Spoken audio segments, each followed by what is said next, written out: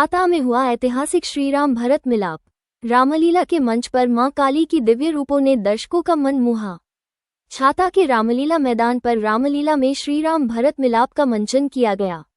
भरत मिलाप का आयोजन विजयदशमी के दूसरे दिन एकादशी को किया जाता है। राम लक्ष्मण माता जानकी की दिव्य झांकियां से सजे हुए रथ के साथ में अनेकों झांकियां कस्बे के प्रमुख जगह मार्गों से निकल गई, जिसे देख राम भक्त भावुक हो गए।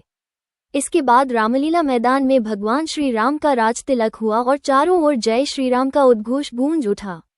हनुमान जी नंदीग्राम में पहुंचकर भरत को शुभ समाचार देते हैं कि श्री राम अयोध्या लौट रहे हैं। ये सुनकर पूरी अयोध्या में खुशी की लहर दौड़ पड़ती है। अयोध्या वासी नाचते गाते और खुशी मनाते हैं। भगवान श्री राम और भरत का मिलाप होता है। श्री राम गुरु वशिष्ठ और तीनों माताओं से मिलते हैं। तब गुरु वशिष्ठ उनके राजतिलक के लिए कहते हैं और अयोध्या में प्रभु श्री राम का राजतिलक होता है। इसी के साथ रामलीला मंचन का समापन होता है। आज छाता का जो ऐतिहासिक भरत मिलाप मेला है, क्या कुछ कहोगे इसमें? ये आज छाता का ऐतिहासिक भरत मिलाप का मेला है।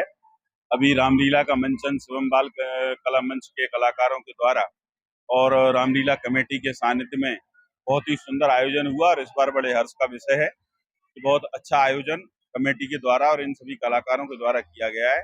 उसी परिप्रेक्ष्य में जो ऐतिहासिक भरत मिलाप का मेला होता है, जो राम वनवास के जाने के बाद जो उनका वापस आने पर जो मिलन होता है और पूरी रामलीला का एक निचोड़ जो होता है, भगवान राम क्यों वन को गए, भाई का भाई के लिए क्या समर्पण होना चाहिए, क्या त्याग होना चाहिए, क्या भावना होनी चाहिए, किस तरह से इस आज का जो दिन है वो इस बार इसके मंचन का है और इसी के मंचन के इसी उद्देश्य से ये भरत मिलाप का जो मेला है वो ऐतिहासिक रूप से आयोजित किया जाता है। भाई के जीवन में भाई को भाई से क्या प्रेरणा लेनी चाहिए, क्या समर्पण होना चाहिए, क्या सेक्रीफाइस होना चाहिए। रामलीला ने प्रत्येक बिंदु पे पिताजी के प्रति भगवान राम का क्या समर्पण, राजन के एक कहने पे वो 14 वर्ष का वनवास करने के लिए चले गए। आज के शायद समय में ऐसा बड़ा असंभव दिखाई देता है कि जिस बेटे का राज तिलक होने जा रहा हो पिता के कहने से और वनवास को चला जाए। ऐसे प्रमाण, तमाम प्रमाण हमें जो है रामलीला के अंदर में मिलते हैं, रामलीला के मंचनों से हमें देखने को मिलते हैं।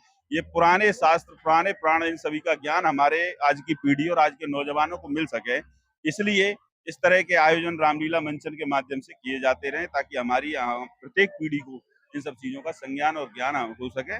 और यही हमको भाईचारे की प्रेरणा, सदा अपने धर्म के अनुसार अच्छे से बेहतरीन तरीके से किस प्रकार से हम जीवन के तमाम पहलुओं पर जी सकते हैं, जीवन के तमाम पहलुओं पर जीवन के इस किरदार में बेहतर प्रदर्शन कर सकते हैं, यह शिक्षा हमको रामलीला के मंचनों के माध्यम से मिलती है और प्रभु श्री राम का आशीर्वाद भी सभी को।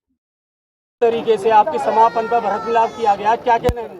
ये सिर्फ भगवान राम की कृपा है और बहुत ही मतलब ये है कि सब लोगों का सहयोग मिला है।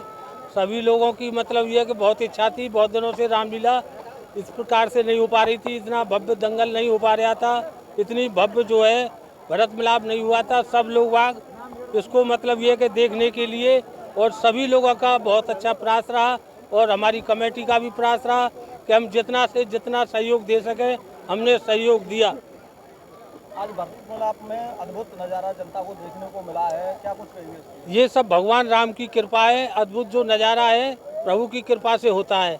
हम तो सेवक हैं और मतलब ये कि बस्ती और सब लोगों ने बहुत बहुत मतलब ये स्नेह किया है।